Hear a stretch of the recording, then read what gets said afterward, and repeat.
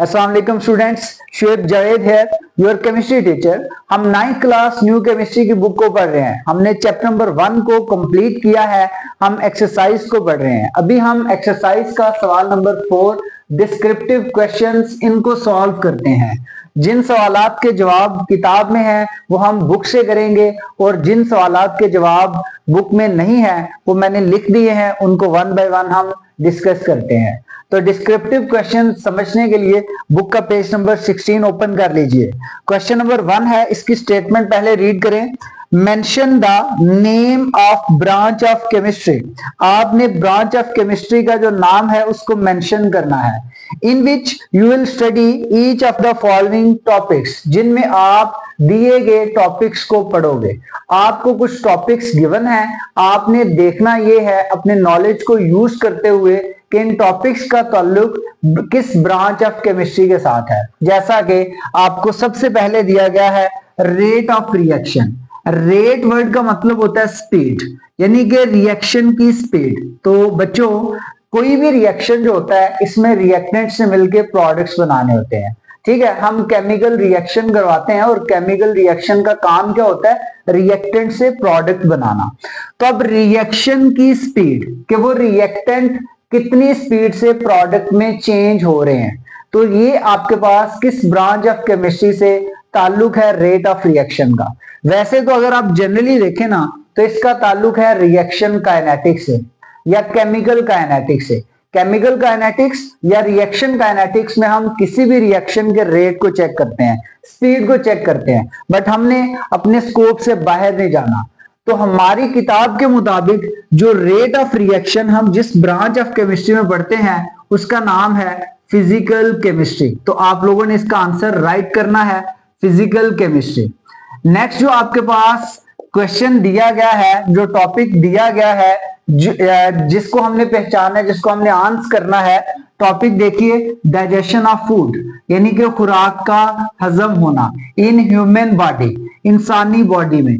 इंसानी बॉडी में जो खुराक का हजम होना, इसका ताल्लुक किस ब्रांच ऑफ केमिस्ट्री से है? तो देखें, आप लोगों ने जब बायोकेमिस्ट्री पढ़ा था, बायोकेमिस्ट्री की ब्रांच को पढ़ा था, वहां पे मैंने आपको वाज़ेह तौर पे बताया था कि बायोकेमिस्ट्री में हम पढ़ते हैं जो रिएक्शंस हो रहे होते हैं लिविंग ऑर्गेनिजम्स में। तो देखें, जो खुराक हजम हो रही है, खुराक की डाइजेशन हो रही है ह्यूमन बॉडी में, तो ह्यूमन बॉडी लिविंग ऑर्गेनिजम्स में है। लिविंग ऑर्गेनिज्म जो है उसी की ह्यूमन बॉडी है। इंसानी जो जिस्म है, इसमें जो डाइजेशन ऑफ फूड होती है, इसका ताल्लुक जिस ब्रांच ऑफ केमिस्ट्री के साथ है उसका नाम है बायोकेमिस्ट्री। नेक्स्ट देखिए, हमारे पास जो टॉपिक है प्रॉपर्टीज ऑफ प्लाज्मा। आपको पता है कि हमारे पास मैटर है, मैटर 4 स्टेट्स में एग्जिस्ट करता है।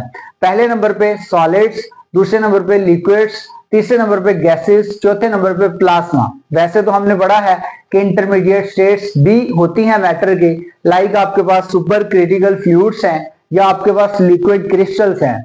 इसके अलावा हमने एग्जॉटिक स्टेट्स ऑफ मैटर भी पढ़ी हैं, लेकिन हमारा जो कंसर्न है अभी उस टॉपिक को देखें, प्रॉपर्टीज ऑफ प्लाज्मा, प्लाज्मा की खुसूसियात। तो देखें बच्चों, प्रॉपर्टीज ऑफ प्लाज्मा का मतलब है प्रॉपर्टीज ऑफ मैटर। तो प्रॉपर्टीज ऑफ मैटर हम जिस ब्रांच में पढ़ते हैं, या प्रॉपर्टीज ऑफ प्लाज्मा हम जिस ब्रांच में पढ़ते हैं, उसका नाम है फिजिकल केमिस्ट्री। तो आपने इसका आंसर भी राइट करना है, फिजिकल केमिस्ट्री। नेक्स्ट टॉपिक देखिए, इकोसिस्टम।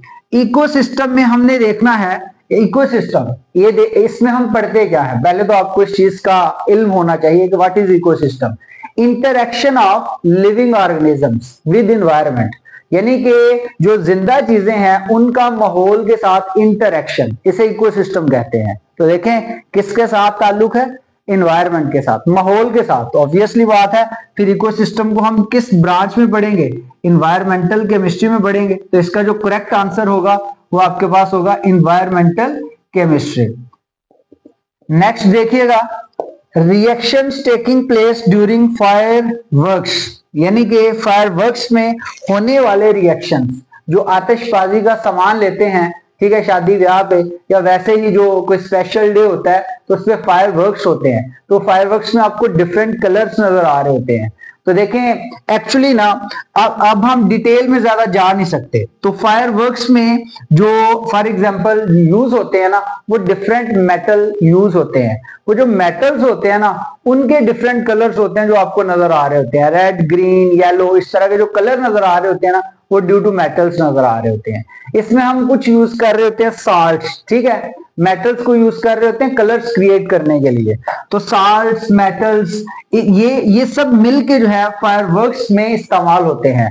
तो इसका मतलब ये हुआ कि इसको हम पढ़ते हैं इनऑर्गेनिक केमिस्ट्री में, क्योंकि इनऑर्गेनिक केमिस्ट्री में ये चीजें वाजिया तौर पे लिखा गया था कि इनऑर्गेनिक केमिस्ट्री डील करती है विद आपके पास जो मेटल साल्ट्स हैं, ठीक है, या आपके पास जो है ऐसे कंपाउंड्स हैं जिसमें कार्बन नहीं आता। कार्बन के अलावा बाकी जितने भी आपके पास कंपाउंड्स हैं, इनऑर्गेनिक कंपाउंड्स हैं, उनका मुतालिया आप इनऑर्गेनिक केमिस्ट्री में ही करते हो। तो इसका जवाब जो हुआ वो आपके पास क्या हुआ, इनऑर्गेनिक केमिस्ट्री। नेक्स्ट देखें, measurement of the absorption of wavelength.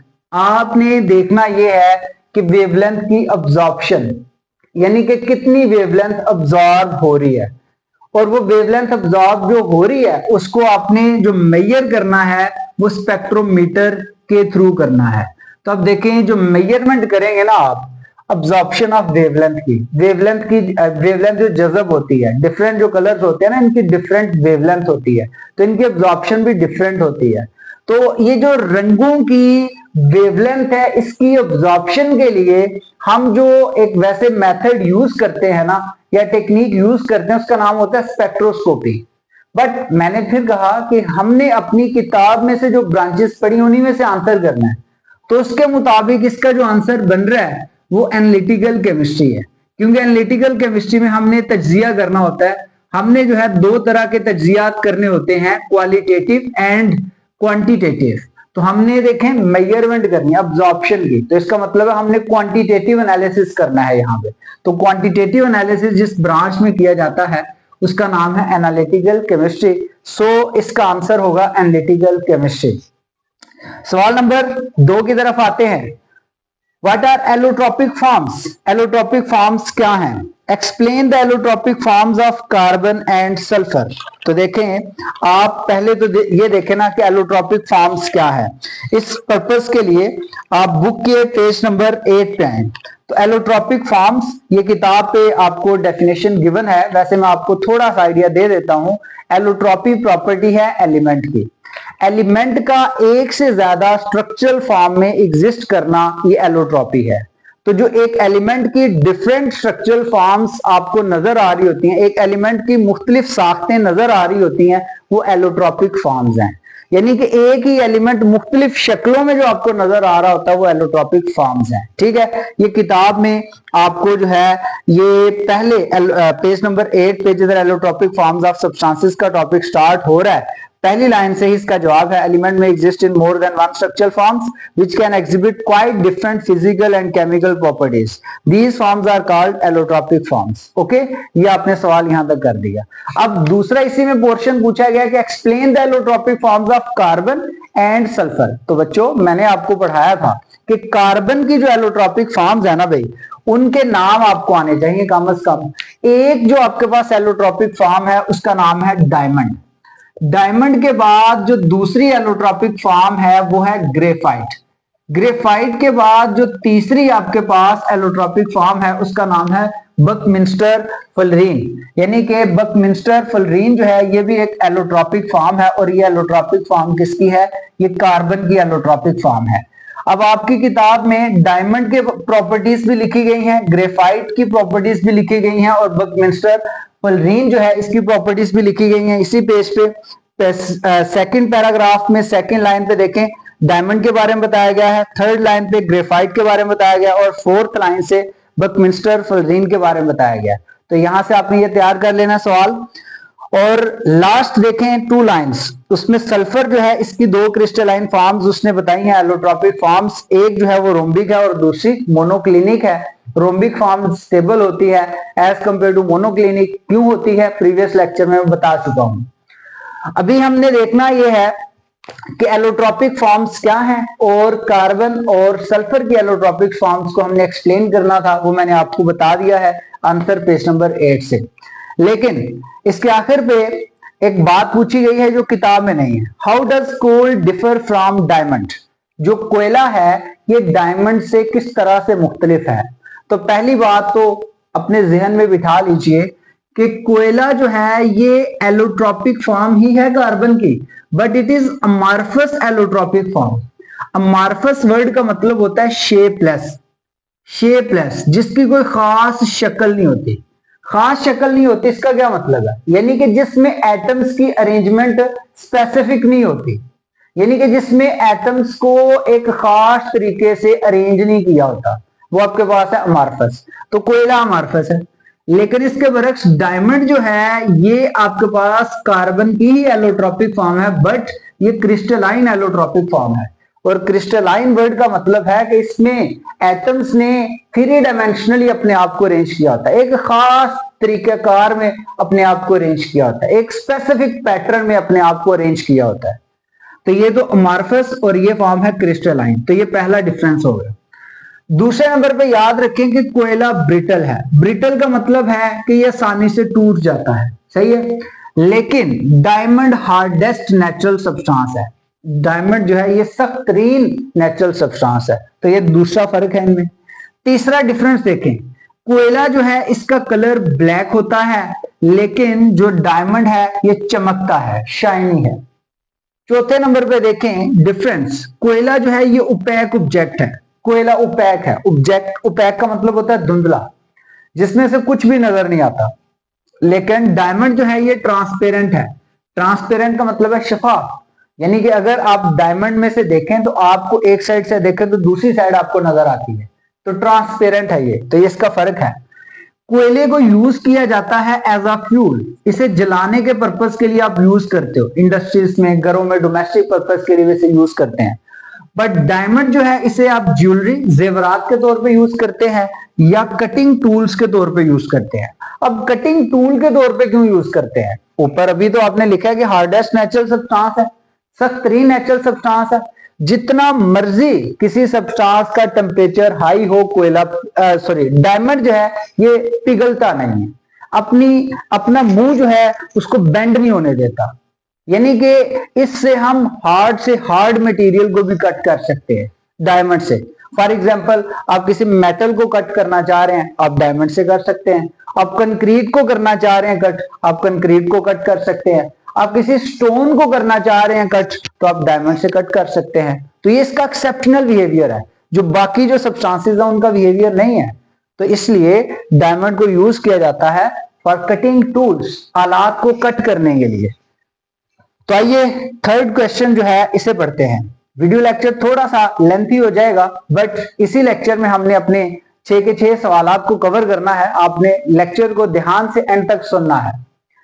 Okay, third question देखिए, what are super critical fluids? Super critical fluids क्या हैं? How are they different from ordinary liquids? वो जो ऑर्डिनरी लिक्विड्स हैं उनसे किस तरह मुख्तलिफ हैं? तो पहले नंबर पे तो आपको जानना है कि सुपर क्रिटिकल फ्लूइड्स क्या हैं। इस सवाल का जवाब आपको मिलेगा बुक के पेज नंबर 5 से last paragraph line number 3। Super critical fluid are highly compressed states which show both properties of gases and liquids। ये हाईली कंप्रेस्ड स्टेट है, और हाईली कंप्रेस्ड स्टेट है इसमें प्रॉपर्टीज होती हैं गैसेस की भी और प्रॉपर्टीज होती हैं लिक्विड्स की भी। यानी कि ये प्रॉपर्टीज शो करता है गैसेस जैसी भी सुपर क्रिटिकल फ्लूइड, और ये प्रॉपर्टी शो करता है लिक्विड जैसे भी। अब आपने यहाँ पे जो आंसर नेक्स्ट करना है, how are they different from ordinary liquids, तो ये हमारी किताब में नहीं है, इसलिए मैंने आपके सामने लिख दिया है। अब इसको आपने समझना है कि ये जो सुपर क्रिटिकल फ्लूइड हैं ये ऑर्डिनरी लिक्विड जो हैं, जो आमतौर पे यूज होने वाले लिक्विड, ऑर्डिनरी लिक्विड मतलब वाटर, ठीक है, वाटर जो पेट्रोल इस तरह के लिक्विड होते हैं ना, इनको आप ऑर्डिनरी लिक्विड कहते हो। तो ये ऑर्डिनरी लिक्विड से डिफरेंट क्यों है? तो देखो, पहले नंबर पे जो डिफरेंस है वो क्या है कि इसका डिफ्यूजन रेट हाई है। किससे? ऑर्डिनरी लिक्विड से। डिफ्यूजन क्या होता है? खुद ब खुद मिक्स होना, स्पॉन्टेनियस मिक्सिंग, मॉलिक्यूल्स का खुद ब खुद मिल जाना, इसे कहते हैं डिफ्यूजन।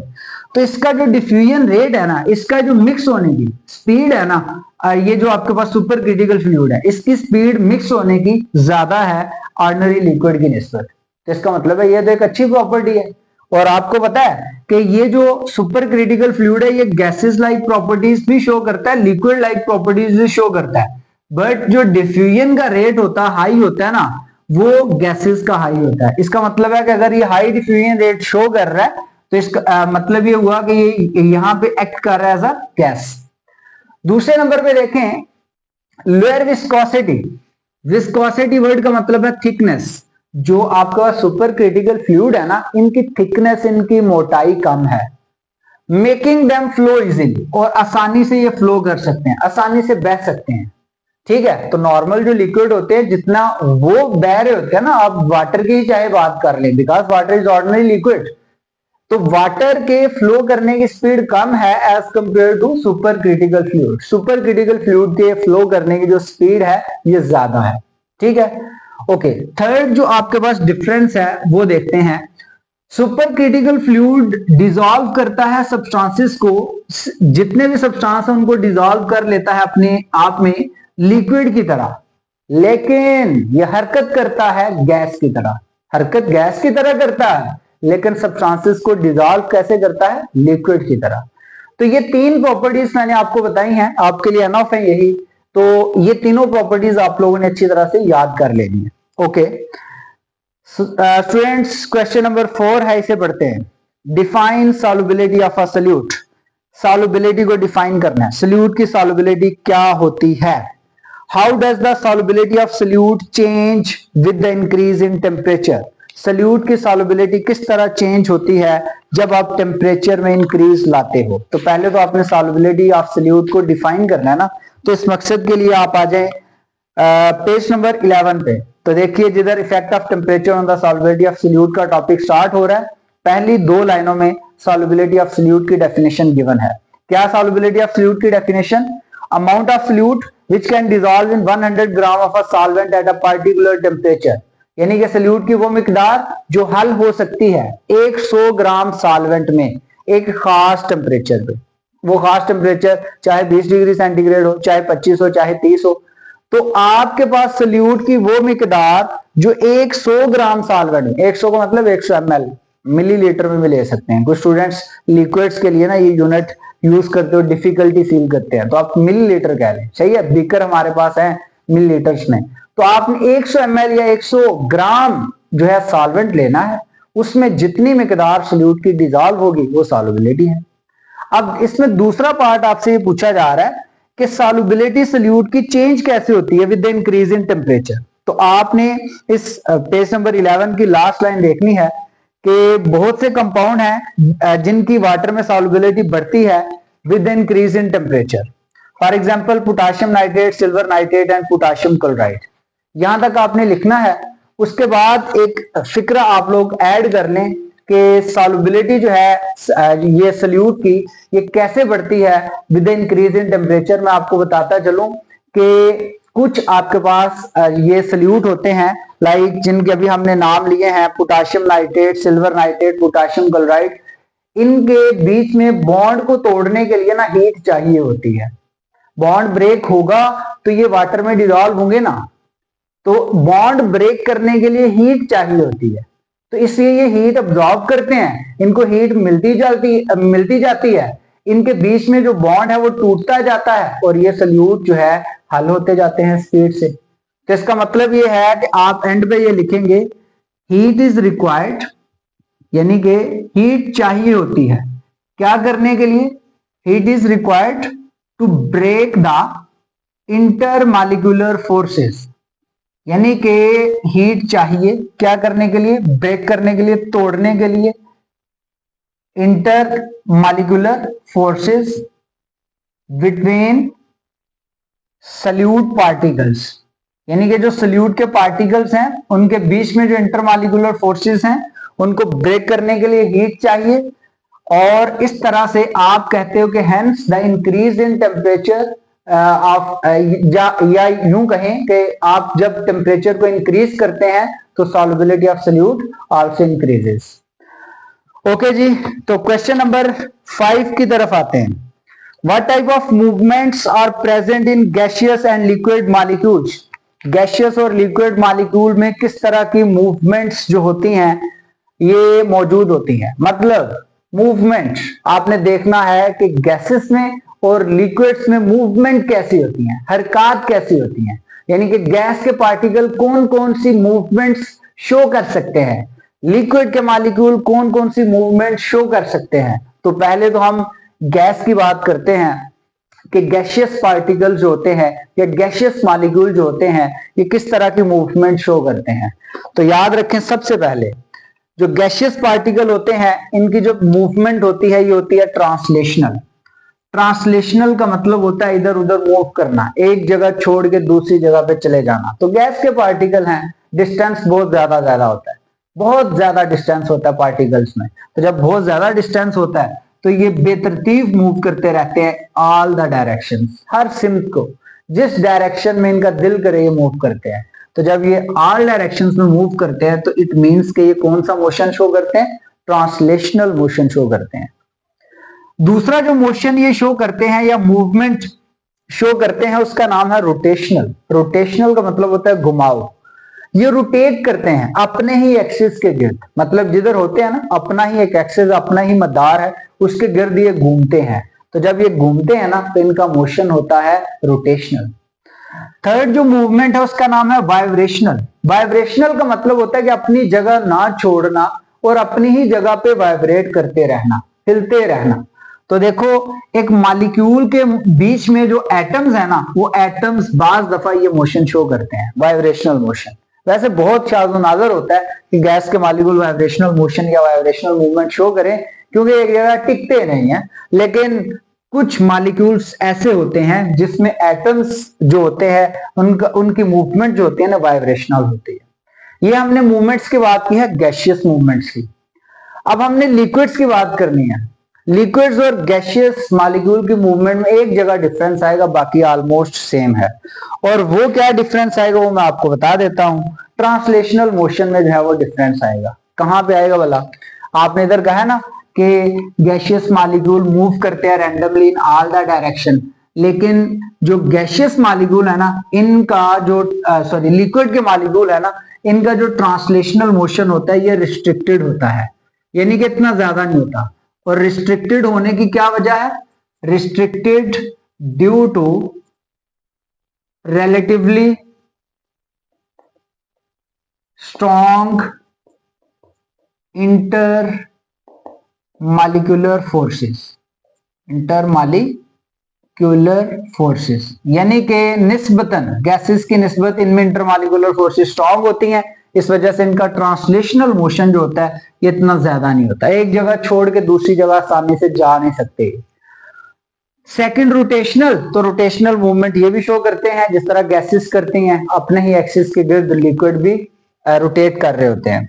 थर्डली वाइब्रेशनल है, तो ये वाइब्रेट भी करते हैं। मॉलिक्यूल में मौजूद, लिक्विड के मॉलिक्यूल में मौजूद जो एटम होते हैं ना ये क्या करते हैं? वाइब्रेट करते हैं, अपनी ही जगह पे वाइब्रेट करते रहते हैं। तो लास्ट क्वेश्चन देखते हैं students. Differentiate between, question number 6, differentiate between the areas. आपने एरियाज जो है उनमें फर्क जो है वो ढूंढना है। Which are studied under inorganic and organic chemistry, जिनको हम इनऑर्गेनिक और ऑर्गेनिक केमिस्ट्री में पढ़ते हो। तो ये कोई बड़ा मुश्किल टिपिकल क्वेश्चन नहीं है, ये आपने ब्रांचेस ऑफ केमिस्ट्री पढ़ी हुई हैं वही है। आपने उन एरियाज की बात करनी है जो स्टडी किए जाते हैं इनऑर्गेनिक और ऑर्गेनिक केमिस्ट्री में। तो इस सवाल का जवाब जानने के लिए आपने बुक का पेज नंबर 2 उसमें इनऑर्गेनिक केमिस्ट्री और ऑर्गेनिक केमिस्ट्री इन दोनों को अच्छी तरह से प्रिपेयर कर लेना है, ठीक है। तो ये था जी हमारे पास एक्सरसाइज का क्वेश्चन नंबर 4 जिसमें हमने एक्सप्लेन किए हैं डिस्क्रिप्टिव क्वेश्चंस। तो मिलते हैं नेक्स्ट वीडियो में। अल्लाह हाफिज।